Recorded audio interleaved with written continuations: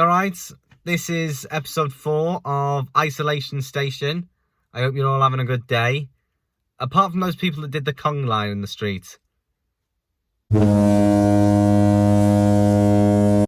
we've got some new rules as well. Boris was on the telly the other night. And we've got unlimited exercise now. Unlimited exercise. You know, I was struggling with the 1 hour. So never mind unlimited exercise. You know, he did the whole, stay safe, stay alert, go to work, don't go to work, don't do the conga line in the street. I'm going on about the people doing the conga line in the street, but, it just annoyed me, all right? And before I mention it again, I'm going to introduce today's guest. Bongo's Bingo could be the craziest and best night out you could ever have.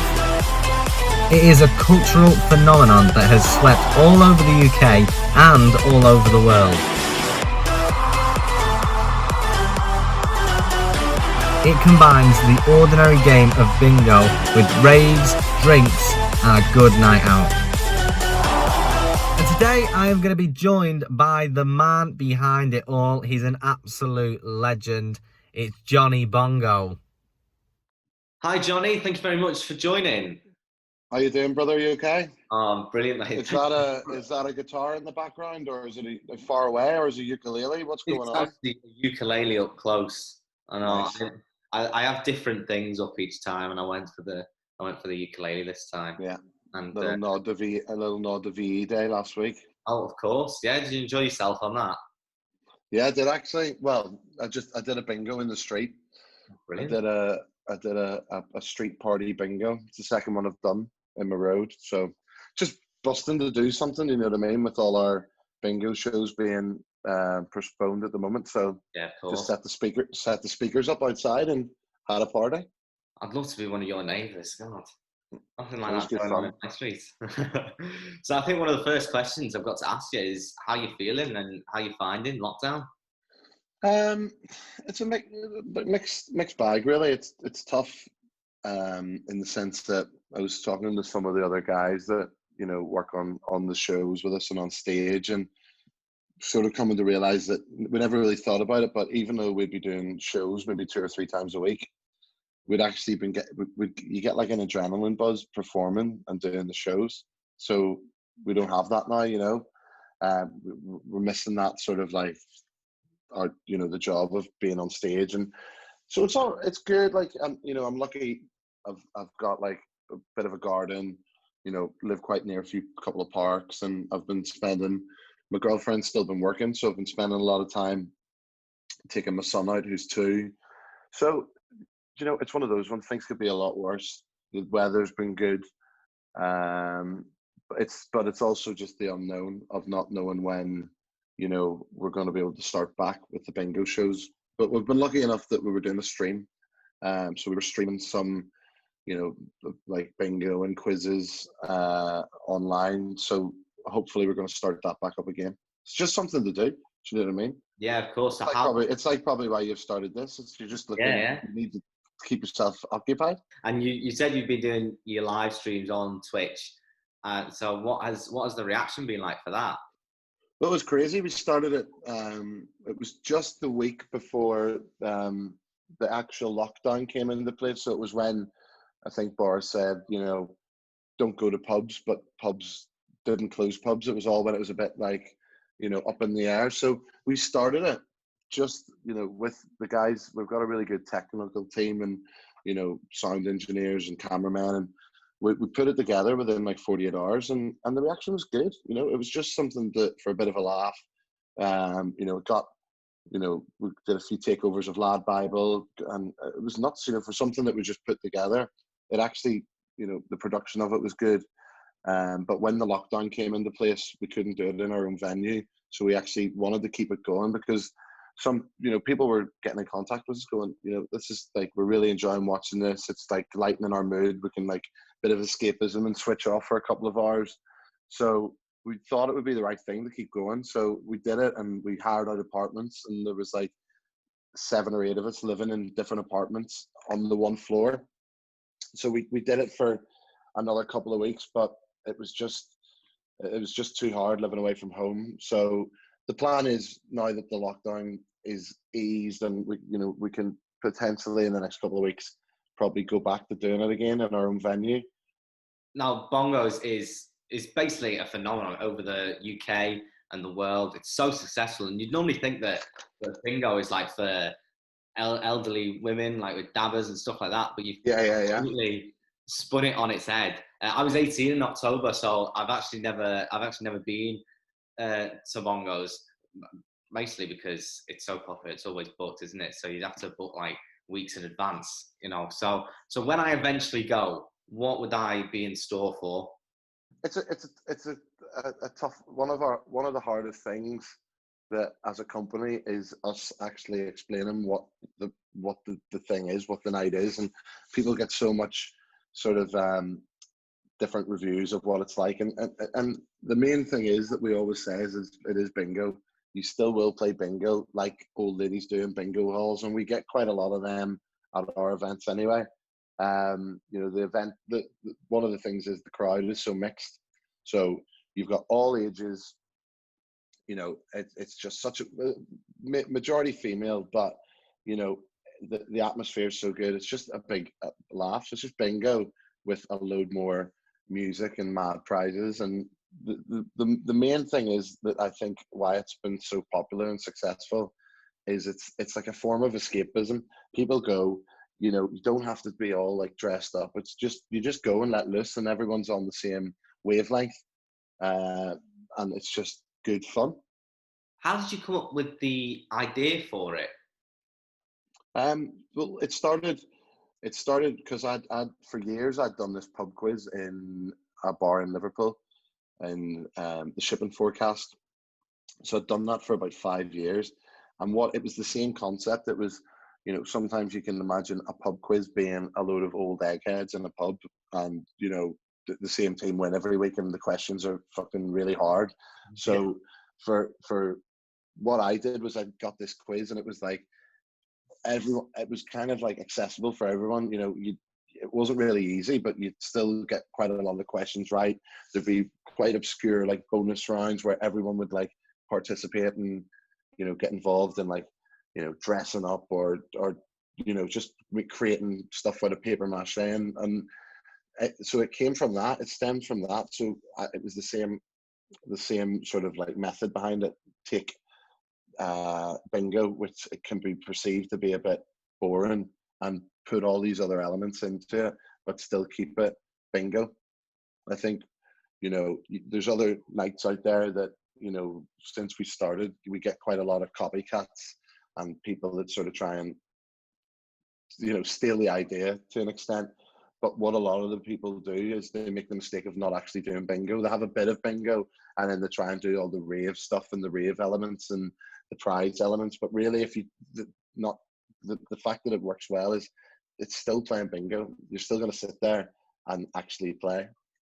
Yeah, absolutely. It sounds amazing. I know loads of people that go reviews. Everyone wants to go back, and I like to keep the show light, but we have to talk about it. You've just been, before lockdown, you were in a court case. You were in a battle against the Cavan Furnace for the rights of Bongos Bingo, and you won that case. So what was all that experience like? It must have been such a hard time.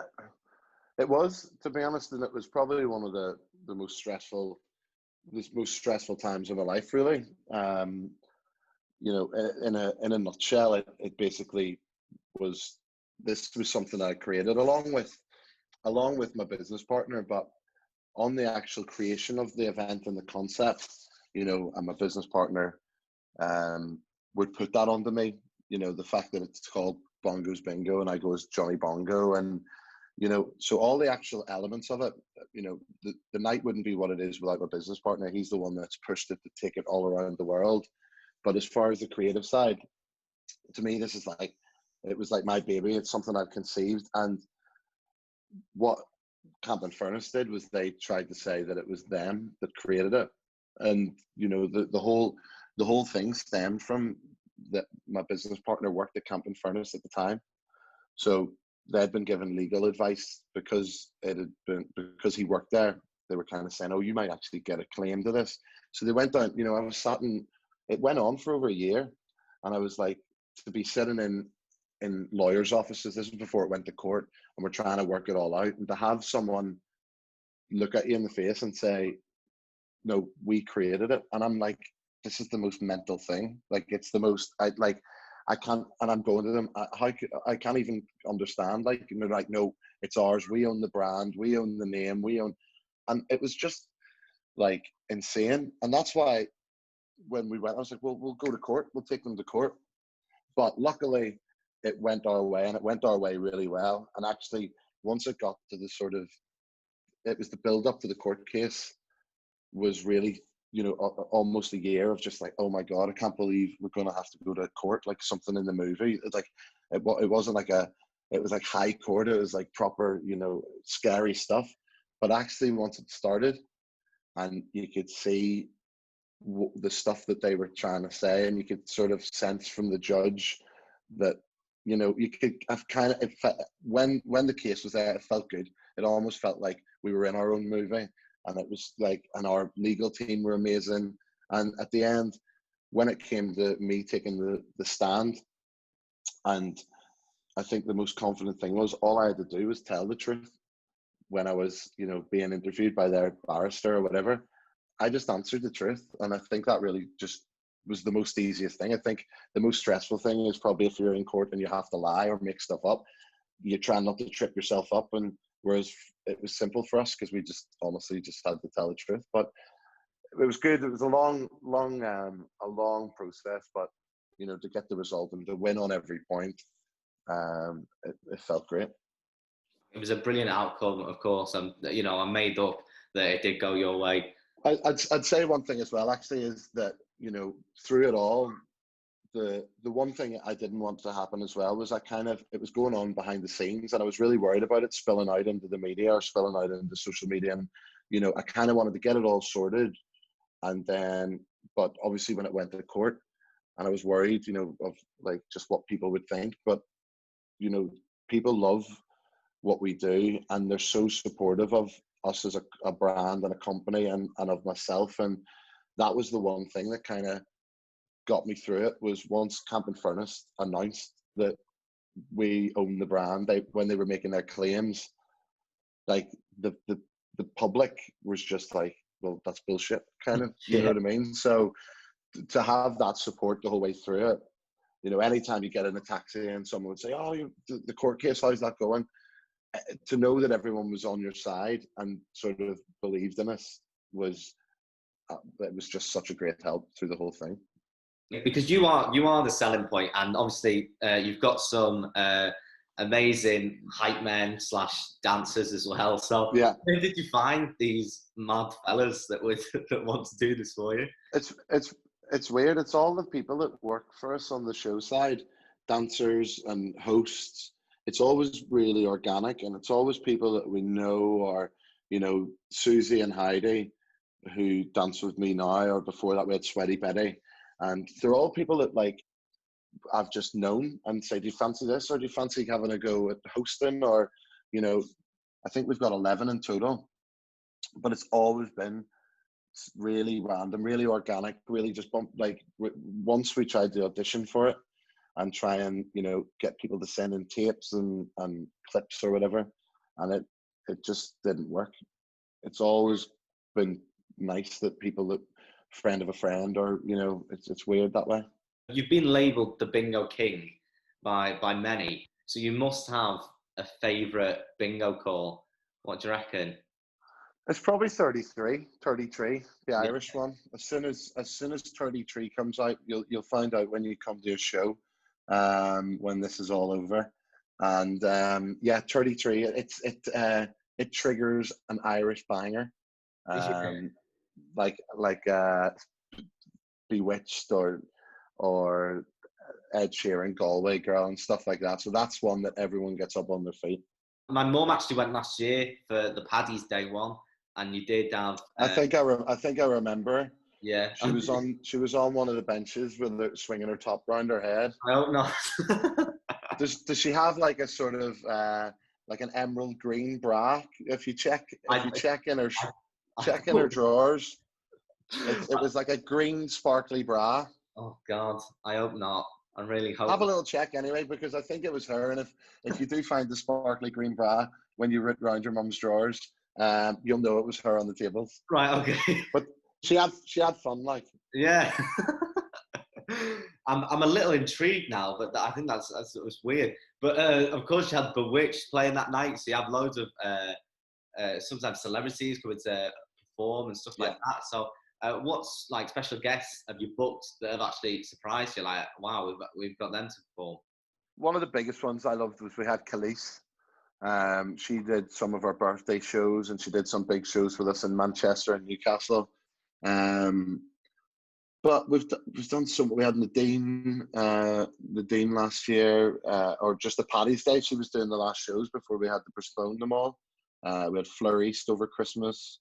We've had so many. One of the ones that surprised me the most is the Venga Boys, because like they're unashamedly like cheesy, and I was expecting when they came, they're like the most professional like outfit. They just like their dance routines, their costumes, their visuals, like the actual show is class. And every time we have them, they're the only ones that when they come on, I go straight down to the front and watch them from the crowd.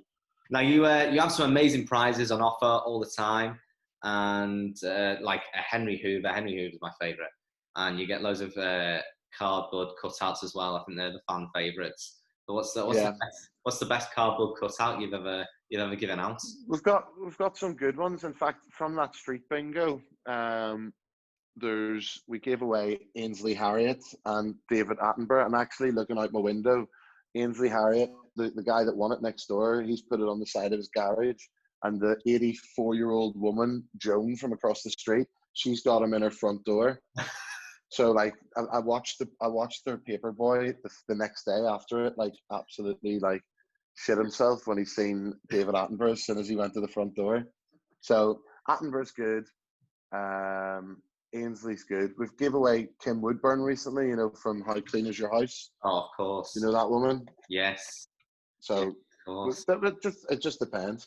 And you do a bit of the show as well sometimes when you bring people up and then you ask them like quiz questions as well, but not all the time. They don't always get them right. So what happens when they actually get the question right? So that's something that we added into the shows, and it works quite well. So like we do like a ticket draw throughout the night, and you get up and you get a like a Who Wants to Be a Millionaire style question, and then if you get it right, you win money. If you don't, it rolls over.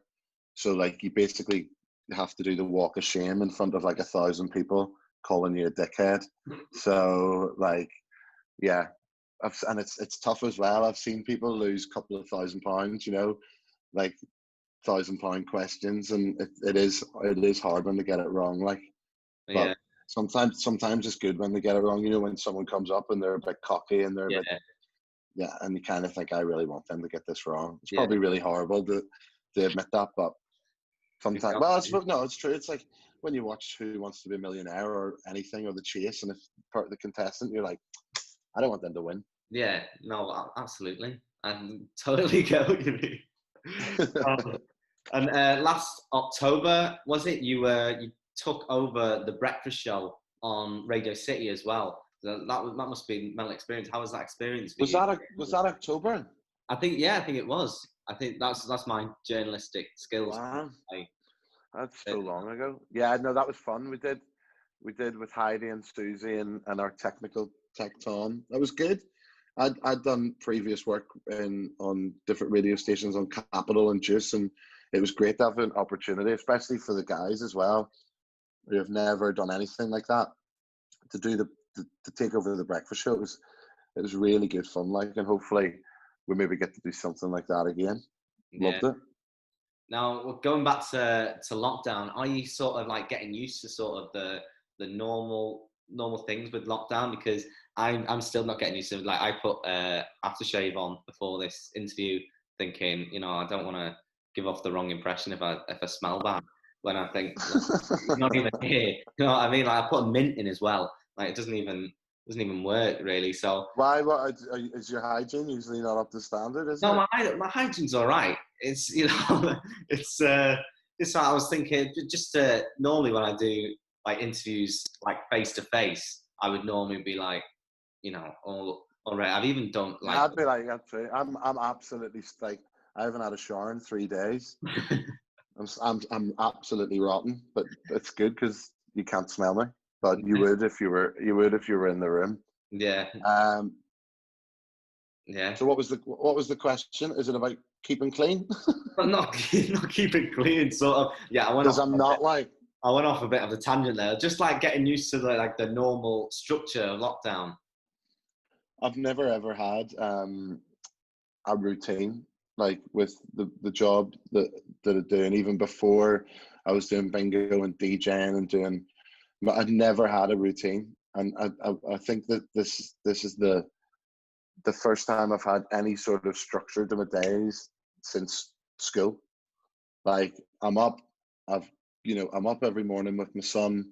I take him out for a couple of hours, and I'm cooking. I'm cooking loads, and then I put him to bed, and then I watch an hour of television, and then I go to sleep. So it's now time for a little segment that I do on the show, and you could say people love it. It's a hit on my show, and it's called the Question Fez. So here it Right, is. good fairs. Yeah, and hopefully there'll be a little fez that comes across the screen right You now. should do the question bra and Try find and that find, green bra from your try and find the mum's bra. and have questions in the cups. So I get my family, including my mum, to write questions, and I've never seen them before, and they just put them inside the fairs. I pick them out, just loads of Good. questions. So It's a good concept. I like it. yeah, easy concept. So here's the first one. So it's what's your favourite biscuit? That's a good question. It really is a good question. Yeah.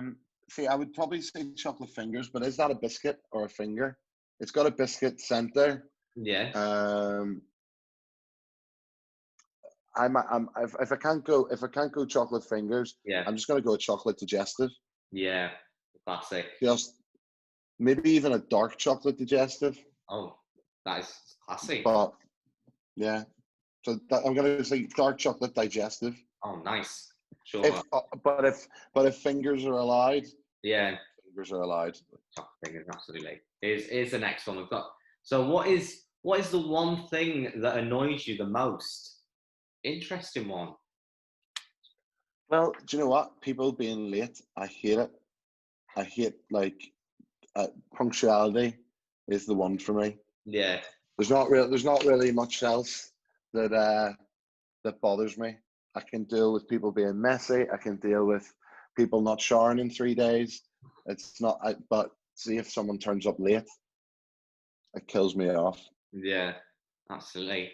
For me, it would be people getting my name wrong. I thought I had like just an easy name to get, but I get called Adam all the time. Like because they think, well, it's Adams. Then I'm just like, I always say, why you call me? Yeah. Teachers as well. It was teachers that always used to do it. But then I think one of the teachers said, but normally when you have like a double name, like two like men's name in the name makes you more manly, like George Michael or Ricky Martin or James Charles. I don't know. Yeah. Let's Very manly, Ricky Martin. yeah, all them are. Right, here's the next one. Let's move on. Oh, can you do any impressions? That's a good one. Can you do any impressions, like accents or celebrity? An animal. I'll give you an animal one if you want. Maybe I could do Liam Neeson. Yeah. Let her go. What's the movie he's in? Take it. I will find. But I'm Northern Irish anyway, so I can sort of. I will find you and I will kill you. I don't know. That's about it. Yeah. No, that's good enough. That's good enough content for this show, of course. Is it good enough for the fairs? Yeah. Oh, anything's good enough for this. So, yeah. And did you ask me what impressions I could do? Or No, but go ahead. no, What can you do? if you insist. I love doing the Donald. Donald Trump's one of my favorite ones. It's my favorite. Wow, that's good. Yeah, I went. I did a Halloween once, and I went as Donald Trump, and I sort of kept the voice up the whole night. There's a bit more Donald there. That was good. Do you like the Donald Trump? It's just one of the main things is just saying his name. I love America. It's gonna be great, folks. It's gonna be great. That's the thing. That's really good. Thank you. That's Did, the did you write that question and put it in the Fez? I did. All the other ones are real though.